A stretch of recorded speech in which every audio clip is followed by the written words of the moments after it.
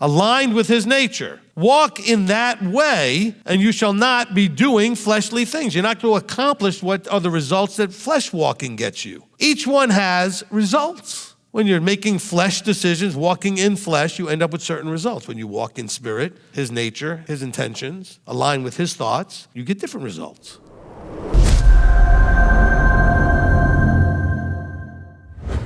All right, so today we are in Slavery to Freedom, Freeing Your Mind, Part 10. All right, now for the quick recap, and then we'll get into the new stuff, right? Quick recap.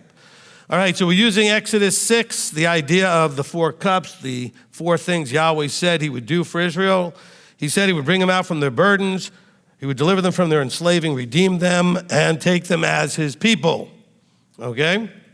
And we're in the last section right now of take you as my people. But just quick recap, all right? So bringing you out from under the burdens. So really, the first thing he did was open your bubble to the possibility that there was a way of escape, and he would cause you now to seek it. In other words, you realize you were burdened.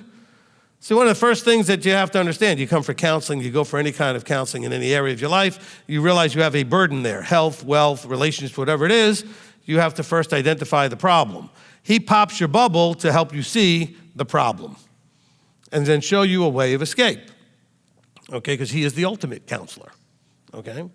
So he opens your bubble, then he says, I'll deliver you from their enslaving, so he's gonna cause you, again, I'm saying the wording in modern day terms that he means. My opinion, if you don't think I'm right, that's okay.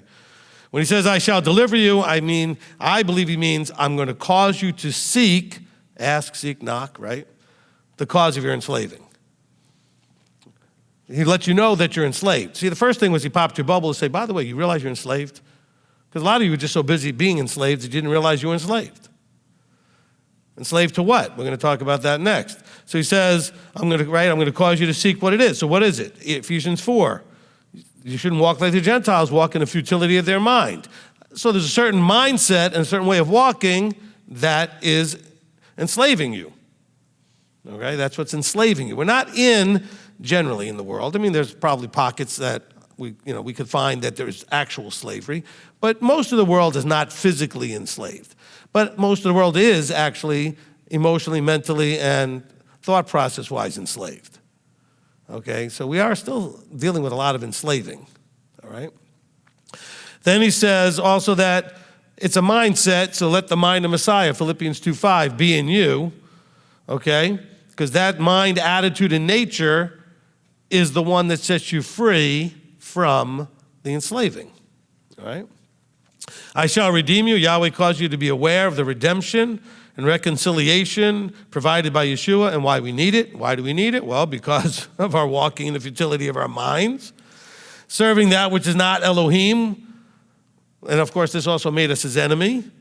That's part of why we need it. We also need it because we were dead in our trespasses. I know we were living, we had a pulse, sort of.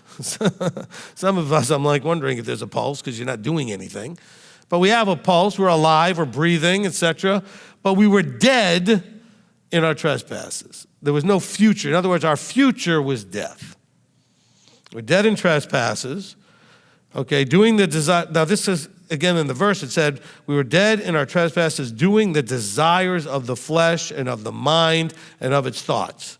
Now, that's the flesh mind and the flesh thoughts, because we are told to get a different mind with different thoughts.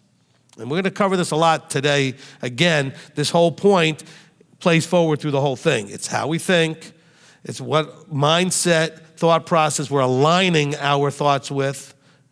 Okay? Now, in his compassion and graciousness, he saved you from that state. How did he do it? He did it by showing you the way out, the way that brings life. He showed you a path, a walk that brings life. We were already doing the walk that brought death. So he's now he pops our bubble. He says, hey, come check me out, come look for me, and I'll show you a path that leads to life, that takes you from death to life, from darkness to light. All kinds of teachings I have that cover all that, right? Now, we were also in a state of enmity, which is a state of feeling of active opposition or hostility. We were actively in opposition to a lot of what he wanted and what he said, we were at times hostile to that. Well, I don't want to do that. Why do I have to do this? I don't want to do that. I don't like this, okay? Then in Romans, and we did cover Romans a lot, chapters like 6, 7, and 8, and we're going to get into chapter 8 here again, part that we did not cover in previous teaching, where we saw that Paul identifies, which is why some people hate Paul, people want to get rid of him. This is beautiful. Okay, this is fantastic what he discovered. Not so much discovered, the way he words it for us. It gets a little complicated in his wording, knowing exactly what he's trying to say, but when you unravel it, it's incredible stuff. He says, I see in me, inside of me, another law. Okay, when he's talking about the law from above, he says, but I see another one in me. And this one that's in me battles against the mind of Messiah, the one I'm trying to embrace, the law of above, the mindset of above. He says, bringing me into captivity to the law of sin, which is in my members. So he calls the law in him the law of sin. All you people reading Romans, stop calling the Torah the law of sin. It's not the law of sin, it's the law of freedom, it's the law of life. He's saying there's another one that fights against that one. There's the bad one in you, the default one in you, and by default meaning you were just raised in a world that's just the way we all are. Okay, I'm not talking about original sin or anything else. I'm saying is you were raised in a cultural mindset, thinking process, whatever, that leads to this fleshly stuff. Because you were raised by fleshly people in a fleshly world. Simple enough, okay? So no surprise, we think like that, okay? You know, we used to have the saying, right? If it looks like a duck, quacks like a duck, and does all these things, it's probably a duck. Well, you know, you live in the world. You're raised by the world. You're immersed in the world. You're probably going to think like and act like the world. Now, he's asking you to not be of the world, but to be in it. He says, I know you're in it, but I want you to think differently. And then because of your thinking differently, you're going to take different action. You're going to act differently. Okay? All right. So, now he also tells us, all right, that you're servants to whom you obey. Okay, so you got this law, and believe it or not, we are law-abiding citizens. You do tend to submit to one law or the other. Either the one that you choose for yourself or the one that you choose to submit yourself to that somebody else had. But we are pretty good law-abiding citizens. I don't care how rebellious you think you are. That rebellion is part of the law that's in you. You're still aligning with the law in you, whatever that is. And you're very particular to defend that. In other words, if somebody challenges you, you get pretty strong against that. You will defend that law in you. In other words, what you think is right and wrong. Okay, what you think you should and shouldn't do or can and can't do. Okay? Now, so he says, I see this other law battling this law by mind. Then he says, with the mind I myself truly serve the Torah of Elohim, but with the flesh, the law of sin. He says it straight.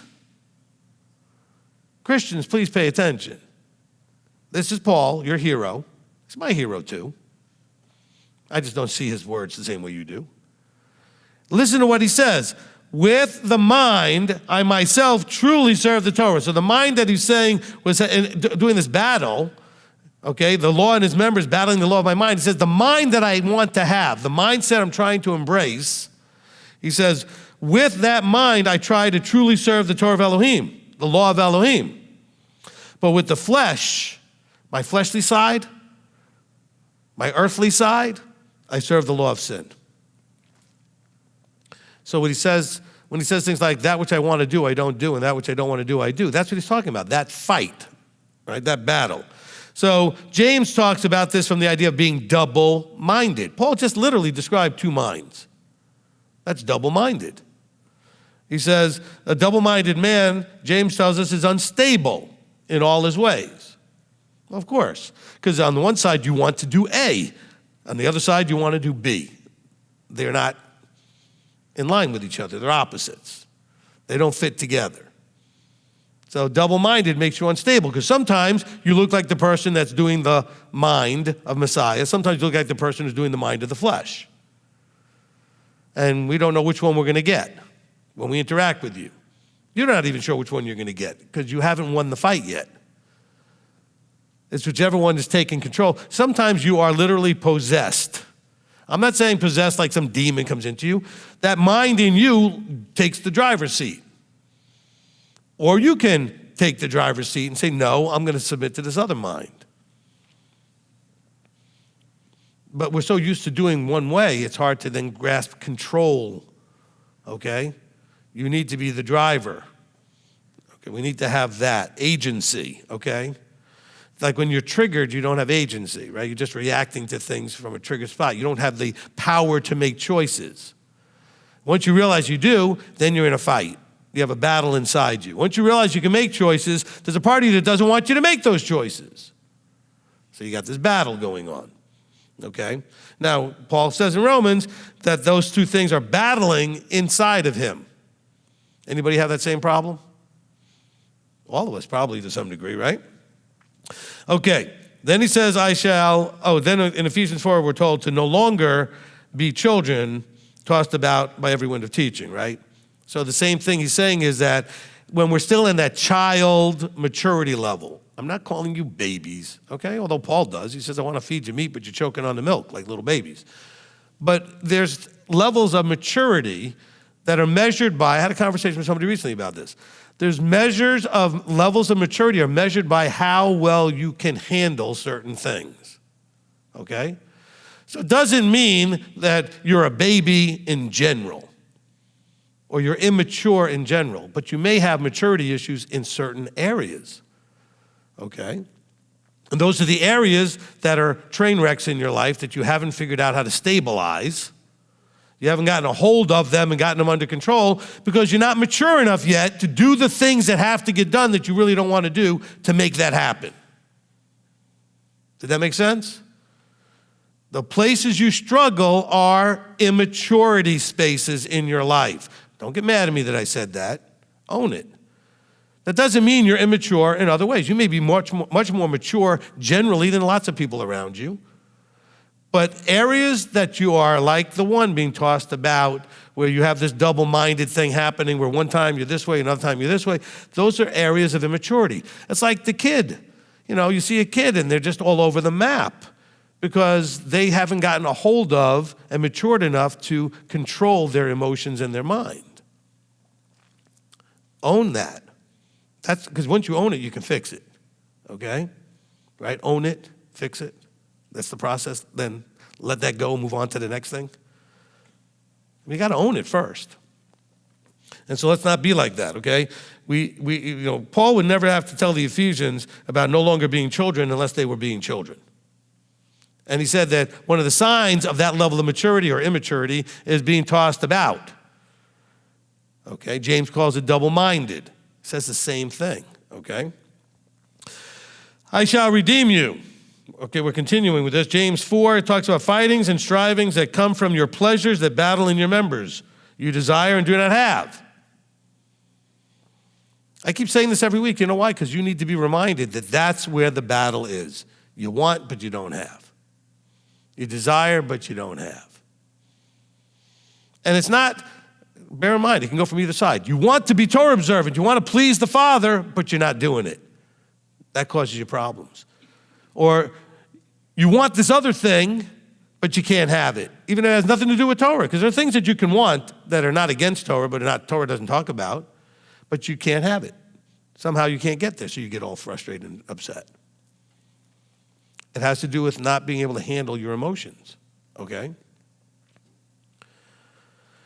Look, I'm not here to promote another system, but at the core of like even the Buddhist knowledge is that most of our suffering is caused by craving that you can't have. You crave and you don't have. I think they're right. I'm not saying that system's right. It's just it's a correct notion that same things in the scriptures. I mean, literally, it's the same wording you get here when it says, you desire and you do not have. Now, it talks about strivings amongst people, but it's also inside you. You're fighting inside yourself because you want and you can't have, okay? Or you don't have. Or you're not patient enough or not willing to do the things so that you can have. Because there's a price to pay. And most of us don't want to pay the price. That's why we all look for the quick fix, magic pill. We all want to be on the GLP-1s because, instead of just changing your habits and eating differently and everything else, we should just take a pill that takes the weight off. But then, of course, once you come off the pill, it all comes back anyway. All right? Stop looking for the magic fix. It's like all you guys who get burned by all the get-rich-quick schemes and all these other things, it sounds like you have to do almost nothing and you're going to be a zillionaire. Everybody I listen to says, you want to be successful, you're going to have to outwork everybody you know. Okay? And not listen to them picking on you because you're focused on working more than they're willing to work. Most of your friends pick on you when you come into this walk because they're not willing to make those kind of changes in their lives. It is not convenient initially, and that those of you that maybe made this change more recently, you can remember, there wasn't a lot of convenience necessarily to making these big changes. Not every one of them, but a lot of them were just not convenient. Some of you really liked some unclean foods. For me, it was not an issue. Most things unclean I never liked anyway, okay? I was never a seafood person, so that fixed all of that side, okay? But the thing was, the thing is that there are things that when you had to make the changes, maybe you had a job that worked Saturday. Maybe you had other things that were going on Saturdays. Maybe there's other things. It's not convenient. I had one guy who talked to me all the time, and he was a vendor that I interacted with, and I would trade his services for Torah study tapes and teaching tapes. And I said to him, why are we not getting you to switch from Sunday keeping over to Saturday? Well, he played tennis with his tennis game on Saturday for the last 25 years with the guys he plays tennis with, and his church just made him a big poobah over there, so he had a big, title and everything. I mean, it wasn't convenient. I was like, because I don't understand why you keep listening to me and hearing everything I say, and you are able to still keep. I don't see how anybody could either do what they're doing, not doing the things that I teach, and listen to me. How does that work in your head? How do you listen? It's got to irritate the whatever out of you to listen to me every week, knowing full well you're not doing any of it. I got to figure one of those two things has to change. Either you're going to start changing what you're doing or just not want to listen anymore. I mean, there are a few people I know listen to me all the time, and they're not doing any of this stuff. I was like, what is there to listen to? Because the whole thing I teach is to get you to make the change, to do the thing. And so if that's not happening, doesn't that get old? Some of you think it gets old already because you're already doing some of the stuff. No, the stuff you're still not doing. Still listen and get motivated to do the things you're still not doing. Okay? None of us has arrived. All right. In Colossians, okay, it said that the desire was that you be filled with the knowledge of his desire in all wisdom, spiritual understanding. That's the switch. That we be filled with the knowledge of his desire. You already know your desire and the people around you's desire. What about his desire? Okay? And what about his wisdom and his understanding through his nature and his spirit, meaning his intention, as opposed to through the world's spirit and the world's intention and the world's desires. We are to walk worthily of the master, doing all that is pleasing to the master and bearing fruit in every good work. Now, you can't do any of that stuff if you haven't figured out what it is that is worthy of him. He lets you know what is worthy, okay? If I give you a task and don't tell you the level I want the task done to, then I come and examine the task. I'm going to tell you whether or not I approve of it or not. It's going to be a little rough on you if you never knew what it was that was the level I was expecting it to be at. But Yah tells us what he expects things to be at. He tells us what he wants it to look like. So we need to walk in a worthy manner, okay? The Father gave and gives us what we need to be made fit to share in the inheritance. Okay, we're going to get now to the whole point of us being accepted as his people. Okay? And this process delivers us from the authority of darkness and transfers us into the reign of his Son. That's covered a lot in the darkness and light teaching. Okay, now, we get to, I shall take you as my people. We started in Exodus 19 with the covenant agreement. All right? So when he says, I'll take you as my people and I shall be your Elohim, this is conditional. If you, then I. Okay? And that's exactly how it's worded in Exodus 19. If you will listen to my voice, obey everything that comes out of my mouth, I will take you as my people. Right? Please never forget it's conditional. Now, he's not going to change his mind and change the conditions. He told you what it's going to take, trusting me and doing everything I say. Simple, very simple. Okay, it's not like a contract so long. It's just very simple. That's why in Exodus 19, before he says anything else, gives him any commandments, he simply says, are you going to agree to whatever I say? Do you trust me enough that even though I haven't said it yet, you're going to do what I say? Okay? So he says, if you diligently obey my voice, he says, and guard my covenant, then you shall be my treasured possession. If then. Okay? Now, if you ever learned programming, that was one of the very basic things you learned in programming. Okay, computer programming. You make these if-then statements. If the condition is this, then do this. If it's this, then do that. Okay, I remember first learning how to do some programming in college, when we were using things called punch cards. Unbelievable. Okay, you need a stack of them this high just to make a smiley face on a paper. But there are conditions, okay? So you need to understand, performance is a part of this. Okay, for all of you who came out of Christianity, he does need you to perform. Well, he doesn't need you to. He has told you, if you want this relationship this way, you need to perform. However, performance under duress, which is what they were doing in Egypt, what you do in life today with all the influences around you and the flesh that you give into, is slavery. Performing under duress is slavery. Performing by choice is freedom. Okay? Performance by choice is freedom. That's why he says, I lay before you life and death. Pick. Now, if you pick life, performance is necessary. Okay? You pick death, well, doing anything that's not the performance of life is going to get you death. You're still doing the performance to ending up in death. Okay? But then, what leads to death? Sin. So we're slaves to sin. That's what he told us. He told us in Scripture. Okay, you are slaves to sin. Now, let's see. As slaves in Mitzrayim, we were expected to obey the voice of the slave masters. Without choice, slavery, right? To serve without choice, we are slaves to flesh, pleasing a wrong authority, chasing, seeking, and emotion.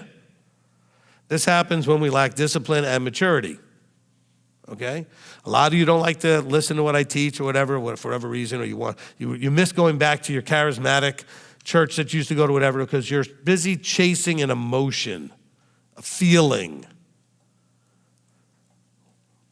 I don't see that anywhere in Scripture as something that's the point. There's no point. He says you will have these joyful feelings as a fruit or result of obedience, but you're not chasing a feeling. The feeling will come through the process. But some of you are busy chasing a feeling. I don't like the way I feel. I want to feel something, okay? Part of the reason why some of you guys do the things that are your addictions, because the addictions change the way you feel. They mess with your emotions. I don't care if it's an addiction to drugs, or porn, or shopping, or gambling, or whatever. You can be addicted to anything.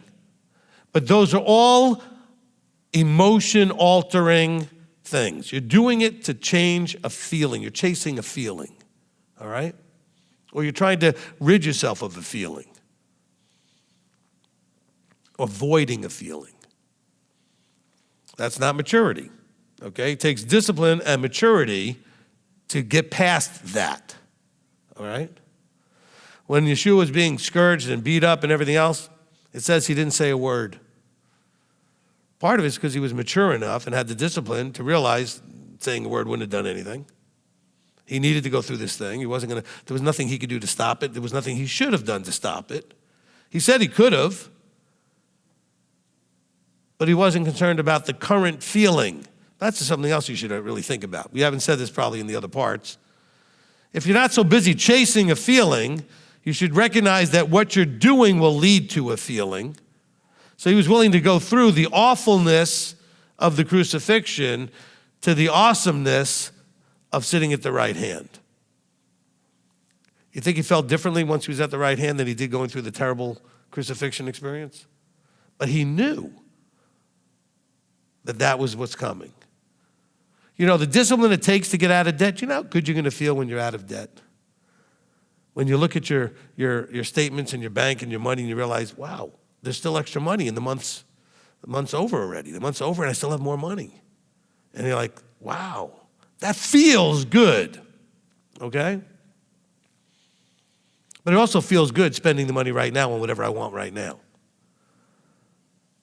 So if I'm chasing that feeling now without any discipline, it's called delayed gratification, right? We're so terrible at that. We've invented incredible ways to avoid that, like credit cards. Credit cards forces you to not grow up, not have maturity. It's an excuse to have now what you should be waiting for because you can't really afford it now. Why wait when you can get it now and put yourself in debt and ruin everything in your finances? But you don't want to delay in the gratification. So we get wrapped up in chasing emotions. All right? Then we get to, let's see. Yahweh expects those who will be his people to obey his voice, all right, by choice, which is freedom. To serve by choice, we are slaves to the Spirit. In other words, the nature, the intention of Yahweh, pleasing Yahweh, seeking the result of the kingdom relationship. Okay, of course, this also takes discipline to accomplish, all right? The serving the other way doesn't take any discipline. You can accomplish it real easy. Just go about, carelessly, without thought, just living life, doing whatever pleases you, okay? Then we get to the blessings of Leviticus 26, the blessings and the cursing. Okay, these are conditionally based on if you, just like we heard in Exodus, okay? Verse 3 of chapter 26 said, if you walk in my laws, guard my commands, and shall do them, right? Then we get things like I shall walk in your midst, I'll be your Elohim, and you shall be my people in verse 12. So he gives all these blessings that are if you do these things that I've listed out here, then I will do these other things. Then you will receive. Then, of course, the cursing is also conditionally based. Serving the flesh, not the spirit, okay? They're serving the flesh, not the spirit. The blessings come from serving the spirit. When I say spirit, what am I talking about? His intention, his mind, his nature. I'm not talking about a being. I watched a service a couple of Saturdays ago, a Messianic service, and I thought I was watching a charismatic church.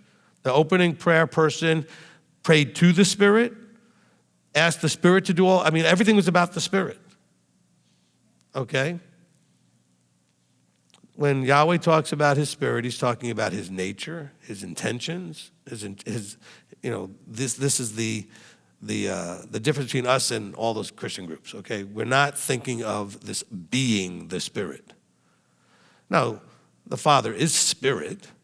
In other words, he's so much that nature that encompasses everything he is, okay? See, to be flesh, I don't think I've said it this way. You know what he gave us? A flesh suit.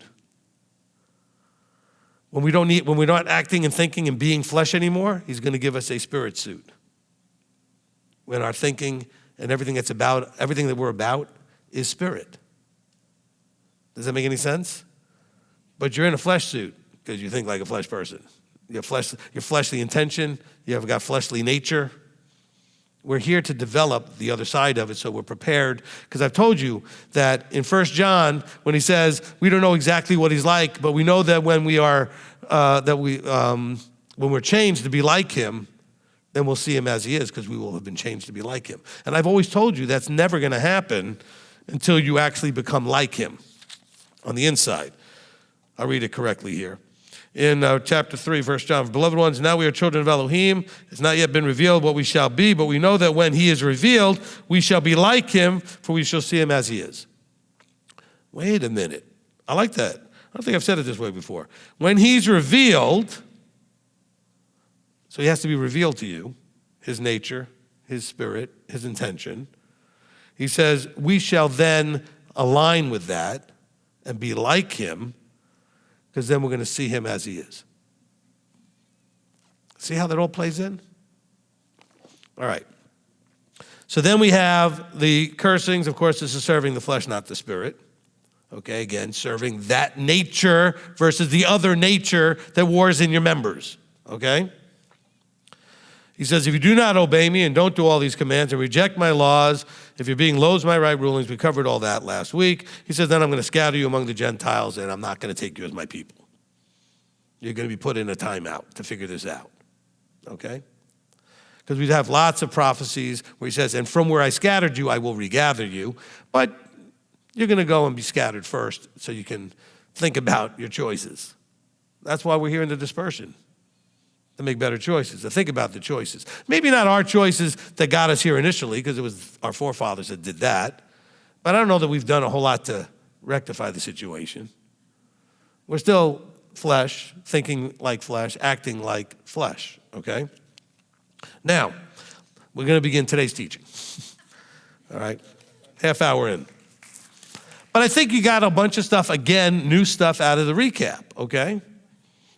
Now, so go to Deuteronomy 28, and this part should be fairly quick, so I'm not going to read all the blessings and cursings. We did read some of them already in Leviticus 26, but now we're in Deuteronomy 28, okay? And I just want to reiterate that he says the same thing here as he's recapping in Deuteronomy everything that happened before.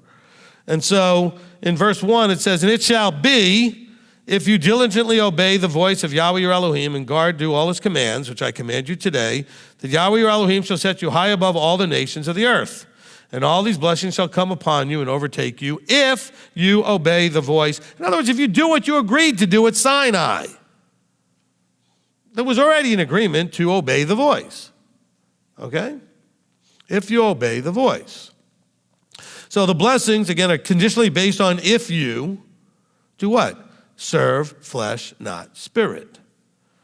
Because you're going to obey either the voice in you or your friend or your family member or whatever that's not him, or you're going to obey him. Everything else is flesh. He is spirit. Okay, which one are you obeying? Which one are you serving? Okay. Verse 15, it says, and it shall be if you do not obey the voice of Yahweh your Elohim to guard and do all his commands and laws, which I command you today, that all these curses shall come upon you and overtake you. Okay, conditionally based. If you don't. So, or really, it's if you do this instead of doing that, right? If you do whatever you want instead of doing what he told you to do, you're serving the flesh, not the spirit. You're serving flesh, not spirit. Okay? And so let's keep that with clarity. This is maybe something that you're experiencing. I like to go to this verse whenever we talk about chapter 28 here. Let's go to verse 28. All right, 28. He says, I'm going to smite you with madness and blindness and bewilderment of heart. Anybody feel like you're going crazy and like you can't see straight and your heart's all messed up? That is part of the curses. Okay? He says, I'm going to make it so that you're groping around at noon in the fullness of the sun, right? That's what he's saying in noon. When the sky is the brightest, you're going to grope around like you're a blind person in the darkness. Not the blind person meaning that it's dark outside, but a blind person's in darkness. They can't see. So even though it's bright as the high noon, the sun is as bright as it can be, you're going to be groping as if there's no sun at all, in complete darkness. Anybody feel like that's what life's gotten to be? Like you just can't seem to grasp a hold of anything that makes any sense?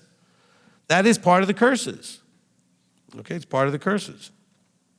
Now, he says, and you shall be only oppressed and plundered all the days and with no one to save you. If you're not going to align with spirit instead of with flesh, that's going to be your life.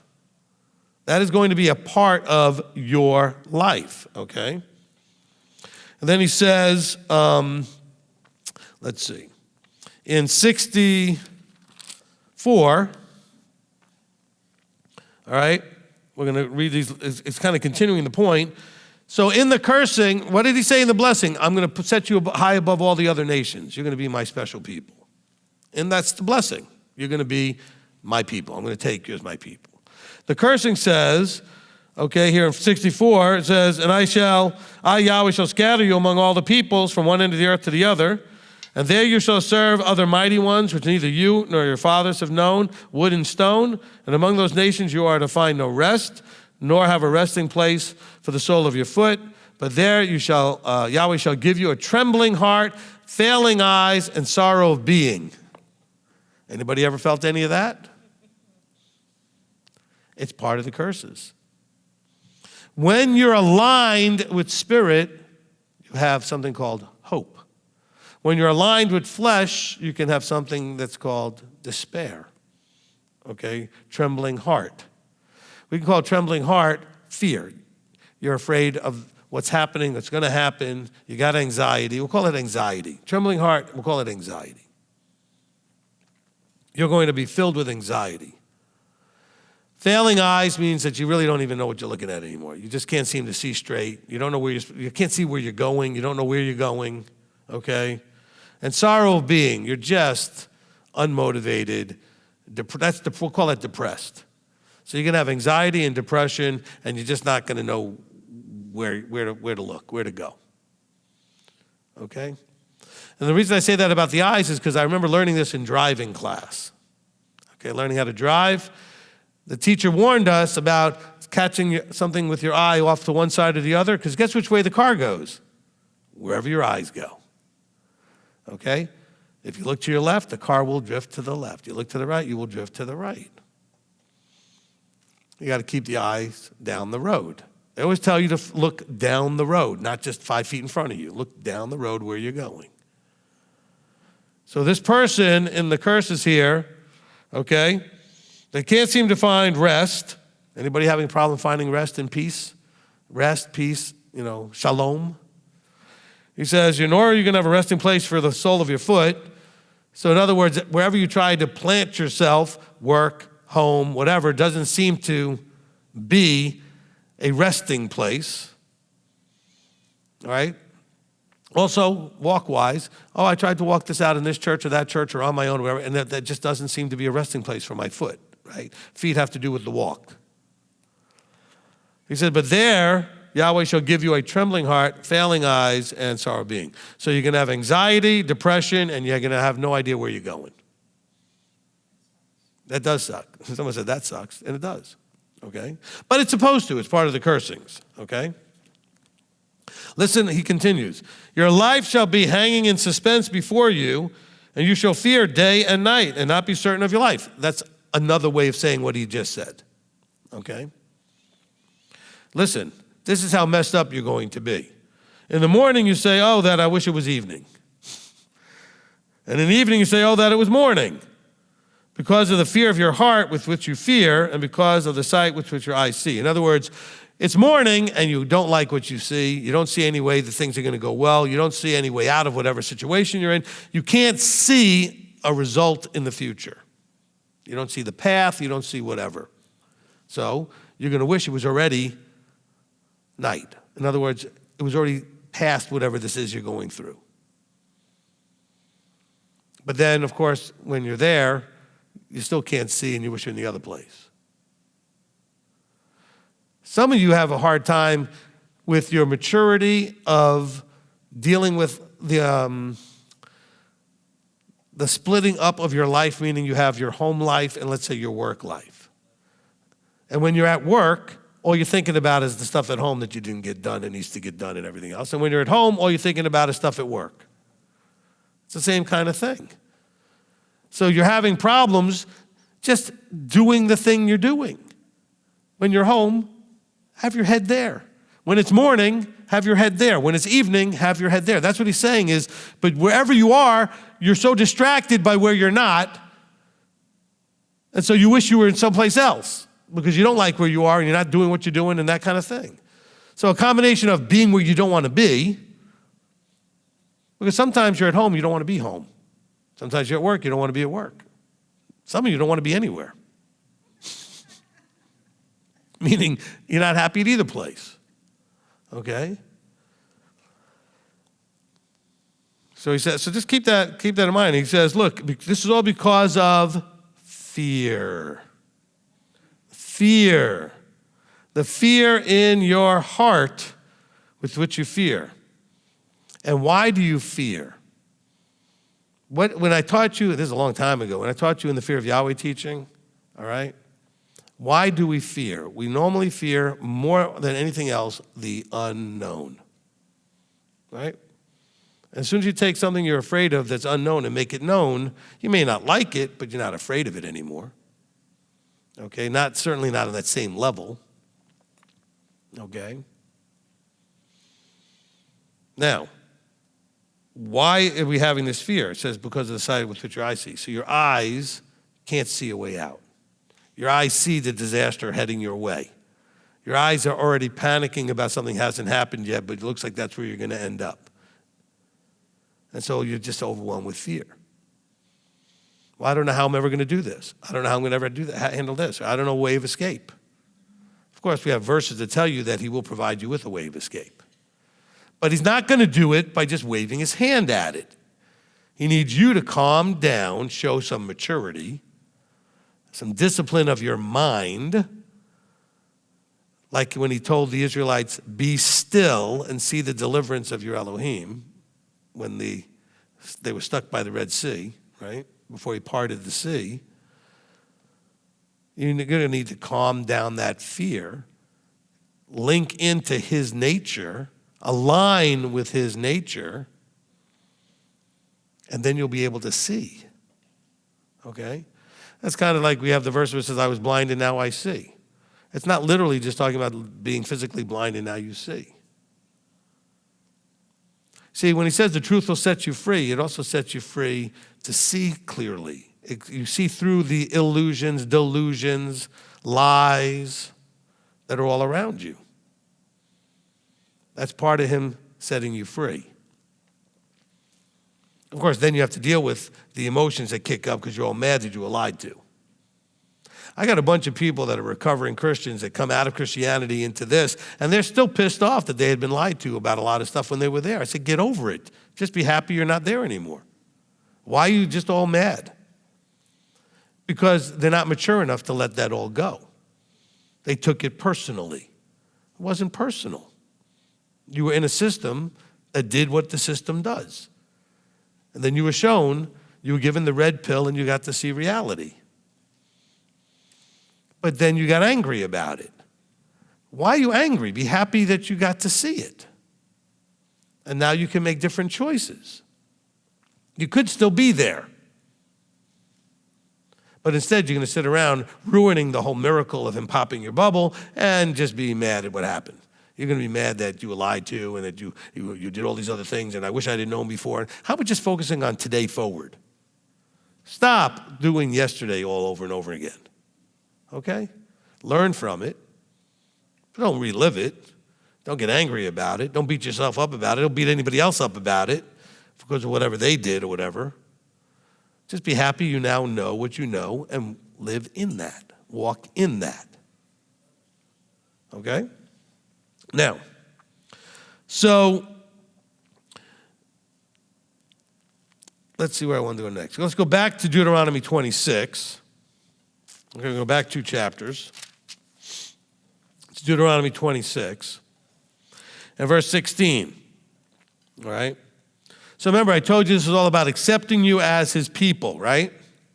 I'm going to retranslate these verses for you. I know we haven't done much of that lately. Of course, we've done it quite a bit of late. So we're going to do a little bit of retranslation.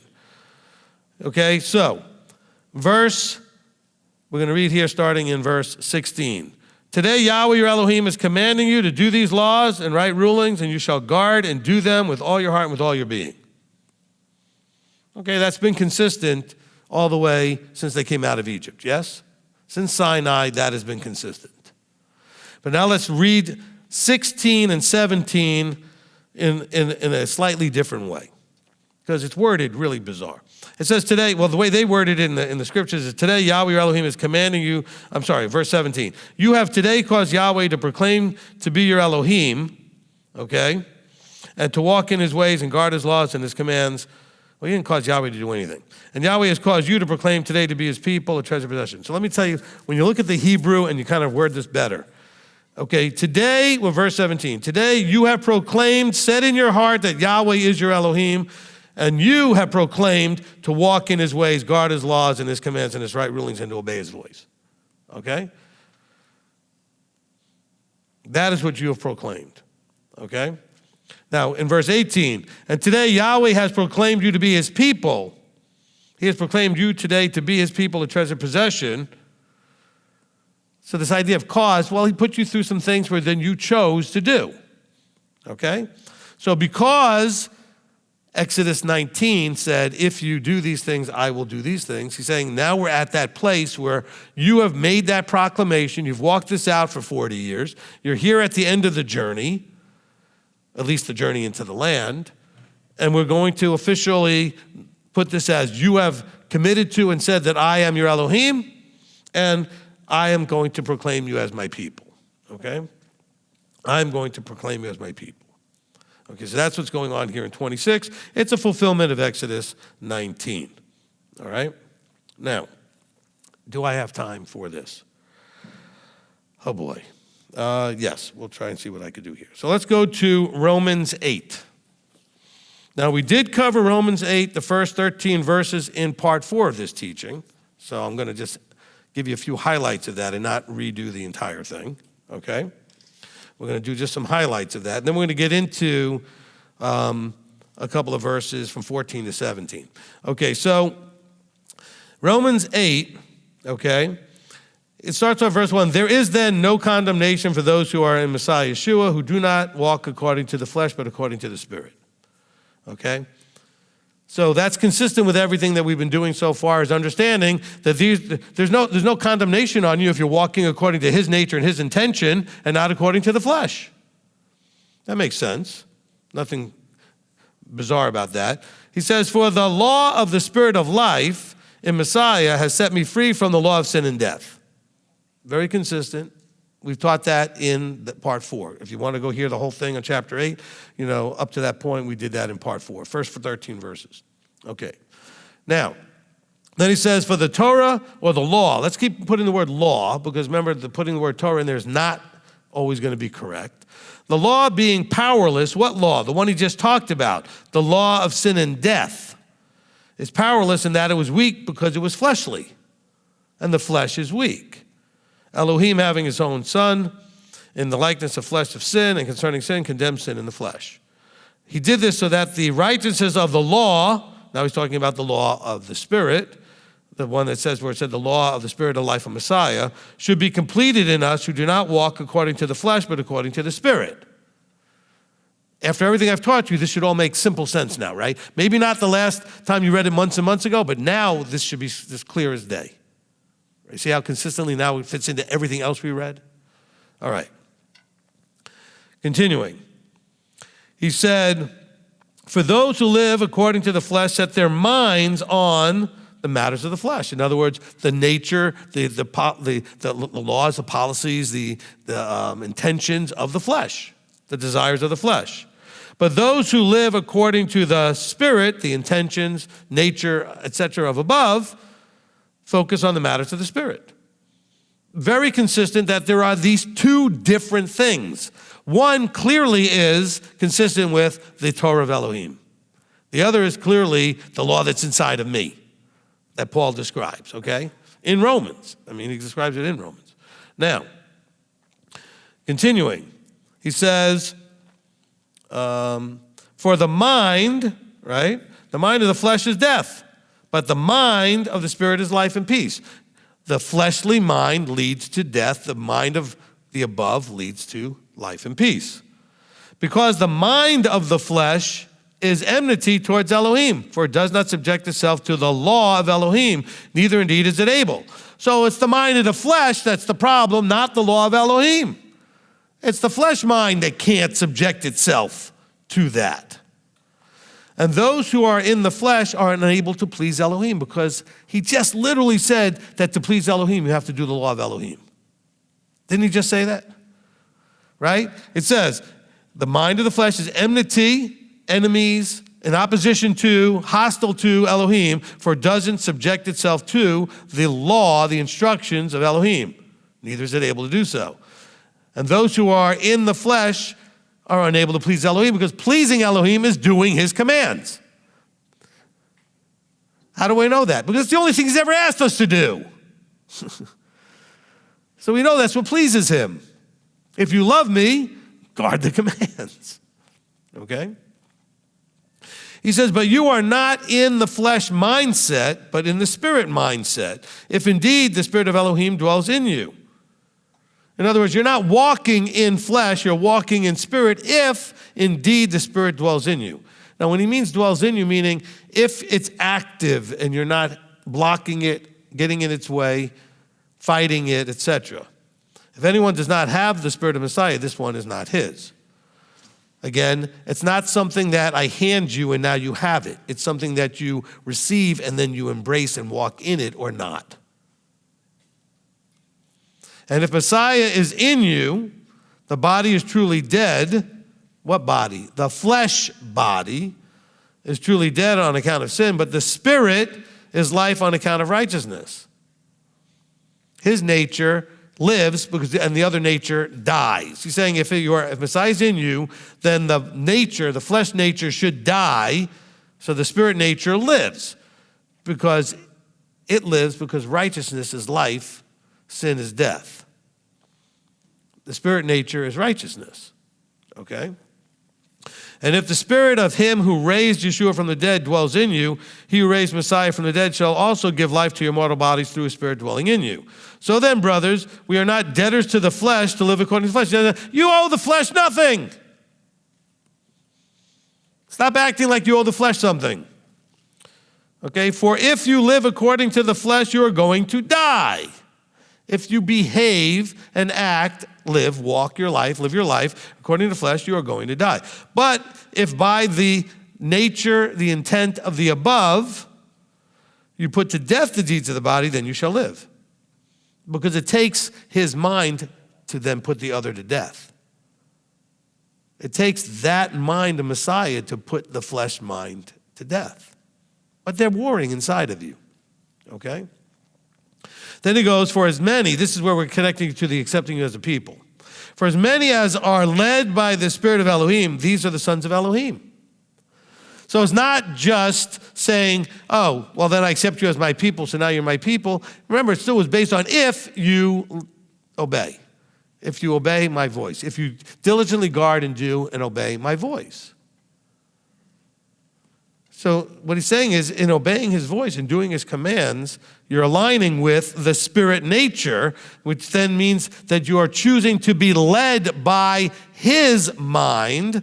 Let this mind be in you, Philippians 2:5. Led by his intent, his nature, that makes you his child. Okay? Look, let's use a very simple analogy. You have a child. The child is doing something behavior-wise. People that knew you when you were that age see that child and go, man, that kid is yours. Acts just like you. You know what I'm saying? We all see that. The apple doesn't fall far from the tree. You know? Kid acts just like you. So when we act like the world, we're children of the world. When you act like the flesh, you're children of the flesh, right? He says, but when you act and are led by the Spirit, then you're children of Elohim. These are the sons of Elohim. Okay. Now, Christians, please listen, because this whole idea of being led by the Spirit, you're listening to it through the wrong ears, and so the Spirit that you're hearing it through is there's more than one Spirit in you. Which spirit are you led by? The one that says you can do what you want in your way? Well, that's flesh. That's the spirit in man. It could be the spirit of Hasatan. You got 3 of them at least in you. That are scripturally says you have the spirit of man, and the spirit of Hasatan is the spirit of Elohim. And all 3 of them are inside you at some point trying to get your attention. You know? Now, He says, you did not receive the spirit of bondage. We're talking about going from slavery to freedom here. He says, again, to fear. Fear is bondage. Fear enslaves you. Almost everybody I talk to that's having some sort of issue, meltdown, whatever, and I counsel, has a fear issue. I'm not saying that I'm just labeling that way. I'm saying I will dig out and figure out what it is. There will be a fear issue. Their struggle comes from a fear issue of something. Okay? He says, you did not receive the spirit of bondage if you received the spirit from above. He says, those who received the spirit of Messiah. He said, but you received the spirit of adoption by whom we cry out, Abba, Father. So we were adopted now. He says, I'm going to take you as my people. Now he's talking to people that were not at Sinai and saying, you also can be adopted in. We have the tree that's described where it says about being grafted in, okay? Same concept. He's talking about that here. And then, okay, we get into it further in chapter 11. Same letter, where you get the whole idea of being grafted into the tree in Romans 11. Now, so, as we continue here, let me just see what I wrote in my notes. All right, so that's good and that's good. Now, so then we get to verse 16, okay? The Spirit, the nature, his intention, bears witness with our spirit that we are children of Elohim. In other words, there's a comparing of our nature with his nature when he's seeing us in our inside. Is your nature now aligned with his nature? Don't overcomplicate this into some ooey gooey spirit being thing, outside thing, okay? His spirit, his nature, is going to bear witness with our nature, and they're going to get compared. And it's going to say, and if children, which children? Well, the ones that are led by the Spirit, verse 14. If we're children, then we're also heirs. So there's going to be this judgment, this comparison. Is your nature, human nature, aligning with his Elohim nature? And if so, you're children. You're adopted. You're sons of Elohim. Okay? It's not an altar call. It's not some sort of confession. It doesn't even have to do with a mikvah, okay? It has to do with, does your nature have any congruence with his nature? Is it aligning with his nature? Now, you don't have to have it perfect. When he sees you're making the effort to align, then you're going to be adopted children. You might be problem children, but you're adopted children while you are growing and developing into adults, okay? But that's what he's looking for, okay? Which I guess goes back to the Deuteronomy 8:2 stuff. Like, he's going to look to see whether it's in your heart to make the effort to keep the commandments, to trust him and obey, okay? Are you going to humble yourself? That's all Deuteronomy 8 and verse 2, you know. He led them through the wilderness for 40 years to humble them and to test them to see whether or not it was in their hearts to keep his commands or not. That's essentially the same as what Paul's saying here in verse 16 and 17. That's how he does what Deuteronomy 8:2 says. His nature, which you received, is examining your nature and his nature and seeing which way you're going in your walk. How are you aligning? Interesting. And if children, also heirs, truly heirs of Elohim and co-heirs of the Messiah, if indeed we suffer with him in order that we also be exalted together. Now, we have a lot more to cover in this chapter. We're not doing it today. I've got something else to cover that's still part of the same thought before we get to the rest of this, because there's some cool stuff in the rest of the chapter. But I want you to understand something in verse 16 and 17. If our spirit nature and his spirit nature are aligned, okay, when it talks about that, then we are children. Bear in mind, listen clearly, ours aligning with his, not his aligning with ours. I know that probably didn't need to be said, but maybe it did. Okay, so I put it in my notes. Ours with his, not his aligning with ours. Okay, ours must align with his. Okay, very important that we get that. Where are we on time? Let's see if we can do this quickly in Galatians. All right. And the more things I do, let's see if I can do this quickly, the less things I have to add more parts to this. I'll have to get to the other teaching faster, which is fine. All right, Galatians 5, okay? Starting in verse 13. He says, "For you, brothers, have been called to a freedom, only do not use freedom as an occasion for the flesh, but through love serve one another." You were given this idea of freedom. You were set free from one master to serve another. He says, don't let that be an excuse to serve flesh. Don't use your freedom as an occasion for the flesh. See, this is literally what Christianity offers people. Christians, don't get mad at me. It's your system that's the problem, okay? Christianity says the law was done away with. Well, that opens wide, giant doors to flesh. Because where's the guardrails? Where are the rules? Oh, we just have to do what pleases God. Well, what's that if you don't have anything written to tell you what it is? Okay? So he's saying, be careful, brothers. You've been called to freedom. Not freedom from the law of Elohim, but freedom from the law of sin and death. Set free from your own fleshly nature. So don't use that. In other words, don't just think you're set free to do whatever you want. Okay? Now, he says, but through love, serve one another. Love is expressed by, go listen to the love and Torah teaching. Almost every verse that really deals with love also says, keep the commandments. You know, love is expressed through the law. Now, listen. For the entire law is completed in one word, in this: you shall love your neighbor as yourself. That's more than one word. Okay. All right. So that's a Torah command. So all you Christians, he's quoting a Torah command because it's not like he said, well, you'll say, well, the law was done away with. Well, except for that one, and not murdering, and not committing adultery, and not stealing. Just the ones you don't want to go away. See, that's you using your flesh to decide what's right and wrong. Because if you're going to say the law was done away, then get rid of all of them. And there are a few teachers out there, very big names, who said all of them.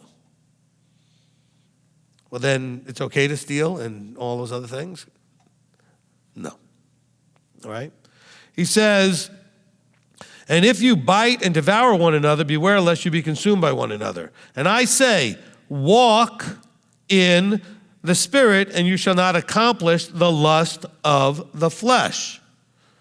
Walk, live your life the way you walk, the things you do, the choices you make are in His intent and His nature. Aligned with, remember we already talked about that in Romans, aligned with His nature. Walk in that way, and you shall not be doing fleshly things. You're not going to accomplish what are the results that flesh walking gets you. Each one has results. When you're making flesh decisions, walking in flesh, you end up with certain results. When you walk in Spirit, His nature, His intentions, align with His thoughts, you get different results. Okay? So he says, I say to you, walk in the Spirit. Not whatever you were taught by all your preachers out there. This is straightforward. Walk in that nature. Let the mind of Messiah guide you. Okay? And that mind of Messiah was Torah submissive perfectly. All right? He says, now, we're going to compare two natures. For the flesh lusts against the Spirit, and the Spirit against the flesh. So he's saying, there's a problem here inside you. These things don't match. And when he says lusts against, in other words, you have a passion about it. When you start to submit yourself to the law, you're pretty passionate about reining in your flesh and saying, nope, we don't do that anymore. Nope, we don't do this anymore. There's a passion to it. And then the flesh is like, the heck with that, I'm going to do this. I want to do that. Okay, there's passion driving both of them. That's why it's warring. You don't have war unless there's passion. You understand that? I mean, if you're not really all that passionate about it, why are you going to go to war with anybody? Okay, you go to war because you have strong feelings. So these two are warring inside you. Okay? He said, and these are opposed to each other so that you do not do what you desire to do. And the answer is no matter which one wins, you're not doing what you desire to do. Because if you desire to do the flesh, but you subjugated it to the Spirit, you're not really doing what you wanted to do. If you're doing what the flesh wanted, but you really wanted to do what the Spirit wanted, but you're still not doing what you wanted to do. There's a part of you that loses no matter what. So no matter which one wins, you're still not doing some aspect of what you wanted to do. Do you understand what he's trying to say? It's very simple, okay? Because in order for one to win, the other doesn't, which is something you still desired. Because you're having this problem inside you where you want to do both. You want to please him, but you want to please yourself. Or you want to please him and you want to please mom, dad, or sister, brother, whoever, okay?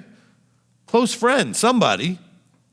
So you're not going to get the desire. He says, you're not going to, he says, so that you do not do what you desire to do. They're opposed to each other. But if you are led by the Spirit, you're not under the law. There it is. What law? The one that's fighting against the one that's spirit. Okay? Which he explains, not in Galatians, but he explains it in Romans. Now, don't you think he explained the same thing to the Galatians, but not in this letter? Okay? So if you don't know what he said in Romans about the two laws, you would have no idea. So you read Galatians and say, look, he says that you're no longer under the law. Well, that's true. And that's why I don't like that they put the word Torah in the scriptures translation, because it's not talking about the Torah there. It's talking about the law that's warring in your members that he talks about in Romans chapter 8 and chapter 7.